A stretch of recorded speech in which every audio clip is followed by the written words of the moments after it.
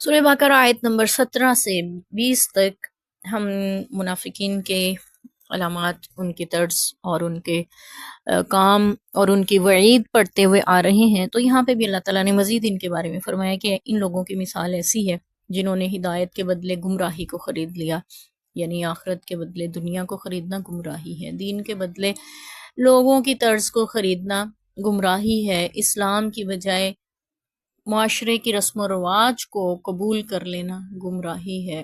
ہمیں پتہ ہونا چاہیے گمراہی کیا ہوتا ہے۔ گمراہ وہ شخص جو راہ سے بھٹک گیا ہو یا جس سے وہ راستہ گم ہو گیا ہو۔ ہم تو اللہ سے صراط مستقیم، سیدھی راہ مانگ رہے ہیں نا، تو اللہ بتا رہے ہیں یہ وہ لوگ ہیں جو راہ سے گم ہو گئے، گمراہی میں جا پڑے۔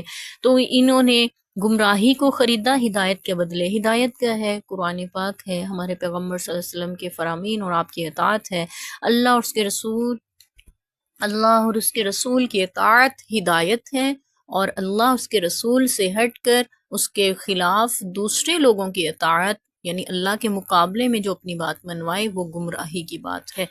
تو گمراہ یعنی راہ سے بھٹک گیا، انہوں نے گمراہی کو خرید لیا، اور اس تجارت نے ان کو کوئی فائدہ نہ دیا۔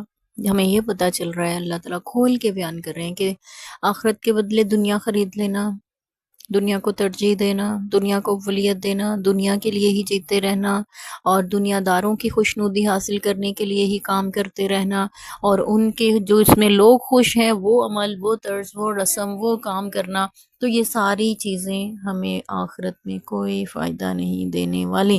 اور یاد رکھیے گا دنیا میں بھی کوئی فائدہ ان سے حاصل نہیں ہوتا۔ چند ایک لوگ تعریف منہ پہ کرتے ہیں، لیکن 100 عیب 100 نقص بتا کر چلے جاتے ہیں، جس کا الٹا نقصان ہوتا ہے کہ آپ نے اپنی صلاحیتیں، وقت، پیسہ سب کچھ لگا کر اللہ اور اس کے رسول کے حکموں کو بھی توڑا، لیکن فائدہ کیا ہوا کہ کسی کو پسند آیا، کسی کو نہیں۔ اور اگر آپ اللہ کی اور اس کے رسول حبیب صلی اللہ علیہ وسلم کی اطاعت کرتے، دنیا کو پسند آتے یا نہ آتے، اللہ تعالیٰ کی بارگاہ میں ضرور مقبول ٹھہرتے۔ اللہ ساتھ ہی فرما رہے، اور نہ ہی یہ ہدایت والے ہیں، یہ ہدایت والے نہیں ہیں، منافقین کی طرز پہ جینے والے، کہ دعویٰ ایمان کا ہے اور اعمال جو ہیں وہ کافروں والے ہیں۔ اللہ ہدایت نصیب فرمائے۔ ہم نے تو اللہ سے صراط مستقیم، ہدایت کا راستہ مانگا، اللہ ان لوگوں کا راستہ دکھانا جن پہ تیرا انعام ہو۔ اللہ فرما رہے یہ ہدایت والے نہیں ہیں، یہ جو منافق ہیں نا، یہ ہدایت والے نہیں ہیں۔ تو اللہ جی ہمیں پھر یہ راستہ نہیں چاہیے۔ قرآن کے ذریعے اللہ نے واقفیت دلا دی، ہمیں بتلا دیا، تو ہم اللہ سے یہ دعا کرتے ہیں، اللہ ہمیں ان کے راستے پہ نہیں چلنا، ہمیں اس سے بچانا، ہمیں منافقت کی زندگی سے بچا کے رکھنا۔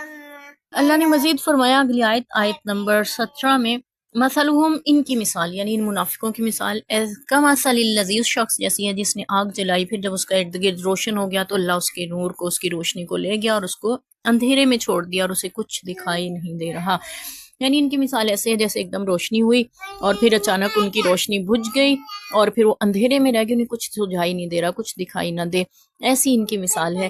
یعنی دین کی روشنی انہوں نے پائی، روشنی کو حاصل کیا، اور ان کے ارد گرد جب روشن ہو گیا، انہیں پتہ چل گیا کہ واقعی دین صراط مستقیم، سیدھا اللہ تعالیٰ نے جو نازل کیا قرآن و سنت ہے۔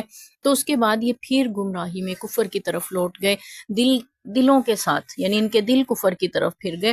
زبان سے ان کا اقرار کا ہی دعویٰ جو ہے وہ اسلام کا ہی رہا، لیکن دل کفر کو پسند کرنے لگے، کافروں کی طرف۔ تو یہ ایسی مثال ہے جیسے وہ ان کی روشنی چلے گی اور وہ اندھیرے میں رہ گئے ہیں۔ سمم، بہرے ہیں، گونگے ہیں، اندھے ہیں، بکون عمیون، وہ نہیں لوٹتے، یعنی اللہ تعالیٰ نے ان کی سماعت کو ایسا بہرا کر دیا کہ حق بات نہیں سنتے، ایسے گونگے ہو گئے، حق بات نہیں بول پاتے، ایسے اندھے ہو گئے ہیں، حق کو دیکھ نہیں سکتے، اور وہ لوٹتے نہیں، یعنی توبہ نہیں کرتے، رجوع نہیں کرتے، اللہ کی طرف نہیں لوٹتے۔